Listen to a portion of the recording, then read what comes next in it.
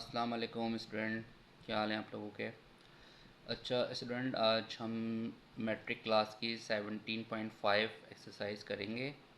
ठीक है, मैथ्स में, और ये इस चैप्टर की लास्ट एक्सरसाइज है। बाकी मैं 17.4 तक आपको करा चुका हूँ। ठीक है, तो इसमें ज़्यादा सवाल हैं लेकिन हम वन बाय वन इसको करेंगे। आज मैं आपको ये पहला सवाल करवा रहा हूँ, find the value of X and why if. ठीक है, ये तीन आपको इसके पार्ट्स दिए हुए हैं। इन तीनों में आपने एक्स या वाई की वैल्यू मालूम करनी है। ठीक है, इनमें से तो स्टार्ट करते हैं। ठीक है, अच्छा सवाल जो है इसमें, जैसे कि आप देख रहे हैं कि वैल्यू मालूम करनी है एक्स और वाई की। ठीक है, तो मैं सॉल्यूशन बता देता हूँ, सवाल आप लोग बुक से देख लीजिएगा, लेकिन सवाल थोड़ा सा उतारना भी पड़ेगा। चलें पहले एक्सरसाइज नंबर डालते हैं। एक्सरसाइज हमारी है 17.5। ठीक है, क्लास 10 है, और ये है सीन बोर्ड की बुक। ठीक है, सीन बोर्ड। ठीक है, क्वेश्चन नंबर 1 है इसका। इसमें ये कह रहे हैं find the value of X and Y. ठीक है, इफ़, उसका क्वेश्चन नंबर 1 है X -5 comma 10 bracket close is equal to 11 comma y-7। ठीक है, इसको हम सॉल्व करते हैं पहले। तो इसमें स्टूडेंट आपने एक चीज़ का ख्याल रखना है कि जब ये दो आपको ब्रैकेट दिए हुए हैं और बीच में इज इक्वल टू का साइन आ रहा है, तो इसका मतलब है कि ये दोनों एक दूसरे के बराबर हैं। ठीक है, सेम है। तो अब ये जो कॉमे से पहले वाली फिगर है ना, x-5, इसका ताल्लुक इस 11 से है, यानी ये कॉमे की जो पहले वाली फिगर है यहाँ पे, और ये कॉमे की जो बाद यहाँ पे 10 है, इसका ताल्लुक इस y-7 से है। यानी अगर मैं आपको इस तरह दिखाऊँ तो इसका ताल्लुक इससे हो गया, और इसका 10 का ताल्लुक इससे हो गया। ठीक है, कॉमे से पहले वाली ये अलग फिगर है, कॉमे के बाद वाली दूसरी है, कॉमे से पहले यहाँ पे पहली वाली है और कॉमे के बाद ये दूसरी है। तो इनका आपस में रिलेशन बन रहा है। तो हम इन रिलेशन को सॉल्व में अलग अलग कर लेते हैं पहले, यानी x-5 इज इक्वल टू 11 कर लेते हैं, कॉमा लगा दें, और 10 इज इक्वल टू y-7 कर लेते हैं। ठीक है, इस हिसाब से अब हम इन दोनों की वैल्यू आसानी से निकाल लेंगे। देखें एक्स की वैल्यू यहाँ पे निकल आएगी, x is equal to 11 plus 5। ये 5 उधर जाएगा तो माइनस का है, तो वहाँ जाके प्लस का हो जाएगा, तो यहाँ पे x की वैल्यू आ गई 16। ठीक है, एक ये वैल्यू आ गई, यानी ये आपका आंसर आ गया x का। अच्छा इधर देखें, इधर आपने क्या करना है कि 10 के साथ इस 7 को लेकर आना है, तो 7 प्लस हो जाएगा, यहाँ इज इक्वल टू के बाद y रह जाएगा, ये वाला y। ठीक है, उसके बाद देखें आप कि y की वैल्यू यहाँ बन रही है, 10 प्लस 7 करेंगे तो ये बन जाएगी 17, तो ये y की वैल्यू आ गई 17। ठीक है, तो x की भी वैल्यू आ गई और y की भी वैल्यू आ गई। चाहे तो आप यहाँ पे आप लास्ट में इस तरह अरेंज करके लिख सकते हैं कि y को आप इधर ले आइए और x को वो 17 को मान ले जाएँ। ठीक है, तो ये आपका आंसर आ गया x की और y की वैल्यू, ये पहला सवाल आपका हो गया। अच्छा सेकंड देखते हैं। सेकंड में ये कह रहे हैं,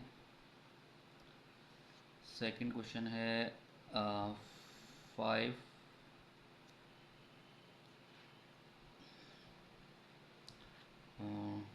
5x+8 comma 5y-4 bracket close, फिर है 3x+10 कॉमा 2y+2।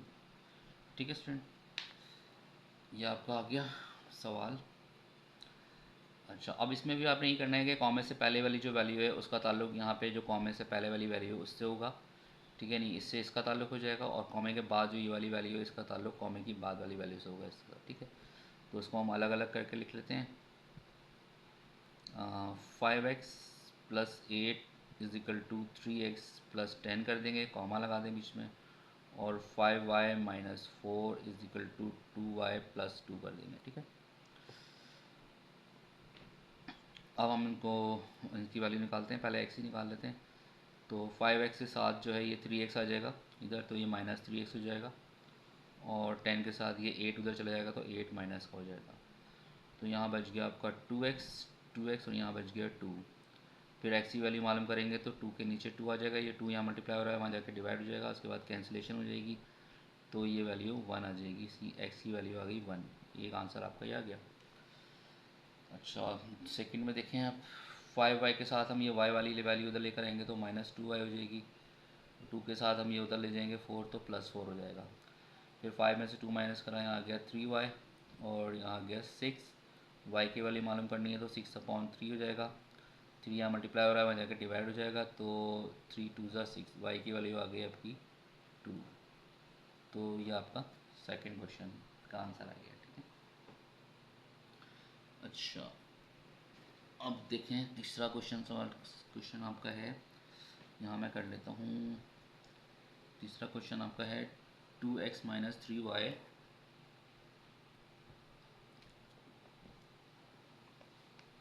रख लेते हैं थोड़ा। क्वेश्चन नंबर 3 आपका है 2x - 3y, 5x + y = 3, 16, ठीक है। तो यहाँ पे भी देखें कि इसका ताल्लुक इस पूरे कॉमा से पहले वाली वैल्यू का ताल्लुक 3 से है, और इसका ताल्लुक यहाँ पे 16 से। ये मैं आपको जो लाइंस लगा रहा हूँ ये आपको लगाने की ज़रूरत नहीं है, वैसे समझाने के लिए लगा रहा हूँ। आप डायरेक्ट सॉल्व के बाद से स्टार्ट करिएगा, ठीक है। पहले हम लिख लेते हैं 2x - 3y = 3, 5x + y = 16, ठीक है। अब यहाँ पे देखें कि 2x 3y इधर भी है, और 2x और 5x और y इधर भी, यानी x y अलग अलग वैल्यूज़ हैं। तो अब ये क्वेश्चन जो है ये अरेंजमेंट से नहीं होगा, बल्कि हम इक्वेशन बना के करेंगे, ठीक है। तो ये जो पहले वाली इक्वेशन है इसको हम इक्वेशन 1 का नाम दे देते हैं। 2x - 3y = 3 को हम इक्वेशन 1 का नाम दे देते हैं, और ये वाली जो वैल्यू है ये वाली 5x + y = 16, इसको हम इक्वेशन 2 का नाम दे देते हैं। 5x + y = 16, ये इक्वेशन 2 का नाम दे देते हैं हमको, ठीक है। अब देखें कि इक्वेशन 1 और 2 में हम इन दोनों इक्वेशन को क्या करें कि या तो हमारा x कैंसिल हो जाए या y कैंसिल हो जाए। या तो हम इसको प्लस करते हैं, तो प्लस करके देखते हैं, तो हमारा ना तो ये x कैंसिल होगा, ये 2 और 5 7 हो जाएगा, और ये आपका -2y आ जाएगा अगर हम प्लस करते हैं, और ये आपका 19 आ जाएगा, ठीक है। तो प्लस करके भी कोई ना x कैंसिल हो रहा ना y, तो फिर माइनस करके देखते हैं। तो माइनस करने के बाद भी अगर हम इस दोनों इक्वेशन को माइनस करते हैं तो भी ना x कैंसिल होगा ना y कैंसिल होगा। तो जब ऐसी सूरत हो तो फिर हमने क्या करना है कि इन दोनों इक्वेशन को मल्टीप्लाई करना है, ठीक है। ऊपर वाली जो इक्वेशन 1 है इसको हम इस 5 से मल्टीप्लाई करेंगे, और नीचे वाली जो इक्वेशन है ये वाली 2, इसको हम इस 2 से मल्टीप्लाई करेंगे। तो यहाँ मैं एक लाइन लिखूँगा कि multiply equation 1 by 5 and equation 2 by equation 1 को 5 से मल्टीप्लाई करना है, और इक्वेशन 2 को हमने मल्टीप्लाई करना है 2 से, ठीक है। ये एक लाइन आपने यहाँ पे लिख के दिखानी होगी। चलें अब हम मल्टीप्लाई करते हैं। 5 2 ज़ा कितना हो गए 10, 10x हो गया। 5 3 ज़ा कितना हो गए 15, 15y हो गया, और 5 3 ज़ा कितना हो गए 15, ठीक है। तो ये इक्वेशन 3 बन गई। अब नीचे वाली इक्वेशन को इसको यानी कि 2 इक्वेशन को हमने इस 2 से मल्टीप्लाई करना है। 2 5 ज़ा 10 हो गया, ठीक है। 2 1 ज़ा 2 हो गया, और 2 16 ज़ा हो गया 32। तो ये हो गई इक्वेशन 4। अब आपने क्या करना है, यहाँ एक लाइन लिखें, now subtract equation 4 by equation 3, यानी इक्वेशन 4 को इक्वेशन 3 में से हमने सब्ट्रैक्ट कर देना है। तो सब्ट्रैक्ट करके देखते हैं क्या होता है। 10x - 15y = 15, ठीक है, और 10x + 2y = 32। अब सब्ट्रैक्ट करते वक्त हम क्या करेंगे कि जो नीचे वाली जो इक्वेशन है इसके हम साइन चेंज कर देंगे। ये प्लस का था माइनस हो जाएगा, ये प्लस का था माइनस हो जाएगा, ये प्लस का था ये माइनस हो जाएगा। ठीक है, इनके साइन हमने चेंज कर दिए। आप देखें ये 10x पूरा कैंसिल हो गया, एक प्लस का और एक माइनस का। ठीक है, ये 15 माइनस का है और ये 2 भी माइनस का है, तो माइनस के हो गए 17y। ठीक है, अच्छा यहाँ पे आपने क्या करना है कि 15 में से 32 को माइनस करना है। तो जाहिर सी बात ये बड़ी फिगर है तो माइनस में आंसर आएगा। 32 में से आप 15 को माइनस करें तो बचेंगे 17। ठीक है, अब आपने क्या करना है कि ये y की वैल्यू मालूम करनी है, तो y की वैल्यू आ जाएगी -17 अपॉन -17। ठीक है, ये 17 वहाँ जाके डिवाइड हो जाएगा, कैंसिलेशन करेंगे आप तो y की वैल्यू आ गई आपकी 1। ठीक है, y की वैल्यू 1 आ गई।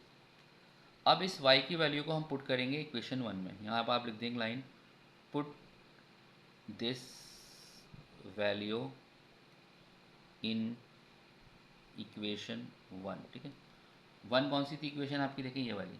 इसके अंदर आपने y की जगह 1 लगा देना है, तो आपकी जो है x की वैल्यू भी आ जाएगी। ठीक है, अच्छा किताब को मैं यहाँ रख दूँगा,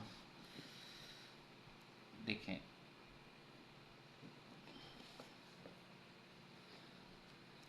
अब मैंने इक्वेशन 1 लिखनी है। इक्वेशन 1 मेरे पास है 2x minus 3y is equal to 3, और ये जो y की वैल्यू 1 आई है ना, इसको मैं इस y की जगह लगा दूंगा। तो 2x माइनस 3 यहाँ पे 1 लिख दूंगा मैं, और ये 3 हो गया।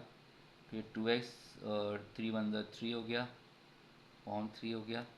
फिर ये 3 वहाँ जाएगा तो 2x 3 प्लस 3 हो जाएगा, ये वहाँ जाएगा तो प्लस का हो जाएगा।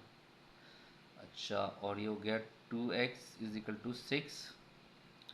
अच्छा 2x इज इक्वल टू 6 हो गया, तो x की वैल्यू हम मालूम कर लेते हैं। 2x इज इक्वल टू 6 हो गया, तो x की वैल्यू आ गई 6 अपॉन 2। ये 2 यहाँ पे मल्टीप्लाई हो रहा है, वहाँ जाके डिवाइड हो जाएगा। 2 1 2 2 3 6, तो ये x की वैल्यू आ गई आपकी 3, और ये y की वैल्यू आ गई थी 1। तो ये आपके दोनों आंसर्स हो गए। ठीक है, अच्छा तो स्टूडेंट आपको समझ में आ गई होगी ये वाला सवाल थोड़ा लंबा था, क्योंकि इसमें दो इक्वेशन बना के देनी थी। ये वाले सवाल तो थोड़ा इजी थे, क्योंकि इसमें इक्वेशन नहीं बनी थी। इसमें सीधा सीधा आपने वैल्यूज़ को मिसप्लेस करना था, उनकी जगह चेंज करनी थी और जवाब निकालना था। लेकिन ये वाला सवाल थोड़ा लंबा था, क्योंकि इसमें इन्होंने इक्वेशन बना दी थी, एक्स वाई को एक साथ ही दे दिया था, नहीं लीनियर इक्वेशन की तरह। ठीक है, अगर आपको सवाल चेक करना हो कि आपकी वैल्यू सही निकली है एक्स की वाई की, तो उसका भी तरीका है। तो उसका तरीका ये है कि मैं थोड़ा सा मैं आपको बताता हूँ। यहाँ पे देखिए, मिसाल के तौर पे आप कोई भी एक इक्वेशन उठा लें। सपोज़ हम इक्वेशन 1 ले लेते हैं। इक्वेशन 1 हमारे पास थी 2x minus 3y is equal to 3। अब x की वैल्यू जो है हमारी आई है 3, तो हम x की जगह यहाँ 3 लगा देते हैं। यानी जवाब हमारा देखें 3 आया था ना, x की वैल्यू देखें ये 3 आई है। ठीक है, तो हमने यहाँ x की जगह 3 लगा दिया, और y की वैल्यू हमारी क्या आई थी, y की वैल्यू आई थी 1, तो हम यहाँ y की जगह लगा देते हैं 1। ठीक है, ये चेक करने का तरीका बता रहा हूँ मैं आपको। अगर आपने चेक करना हो कि आपका जवाब सही आया है, तो आप इस तरह चेक करते हैं। आपने इक्वेशन 1 ले ली। इक्वेशन 1 जो शुरू में हमने यहाँ पे लिखी हुई थी ना, इक्वेशन 1 वाली, यानी कि पहला वाला सवाल की जो पहली इक्वेशन बनी थी, वो इक्वेशन 1 वो ले लिया आपने। उसमें आपने एक्स की जगह एक्स की वैल्यू लगा दी, वाई की जगह वाई के लगा दी। अब देखें 2 3 जा कितने होंगे 6, और 3 1 जा कितने होंगे 3। ठीक है, यहाँ पे 3 लिखा हुआ था। अब 6 में से 3 माइनस करेंगे तो 3 बचेंगे। देखें अब ये दोनों साइड्स आपकी सेम हो गई, यानी लेफ्ट हैंड साइड और राइट हैंड साइड सेम हो गई। इसका मतलब कि आपका प्रूफ हो गया कि आपने जो जवाब निकाला है, जो वैल्यूज़ निकाली हैं, ये एक्स की और वाई की, ये बिल्कुल सही है। ठीक है, ठीक है स्टूडेंट, उम्मीद है आपको समझ में आ गया होगा। आपको अगर कुछ समझ में बात नहीं आए तो आप पूछ सकते हैं, और कमेंट्स कर सकते हैं या मैसेज कर सकते हैं मुझको। और बाकी ये कि आप और स्टूडेंट्स को भी बताइए मेरे चैनल का, तो सब्सक्राइब करवाएं ज़्यादा से ज़्यादा, और लाइक वगैरह करा करें। अगर कोई प्रॉब्लम हो तो पूछ सकते हैं आप। ठीक है, इंशाल्लाह फिर अगली वीडियो में मिलेंगे अगले क्वेश्चन के साथ। अल्लाह हाफ़िज़।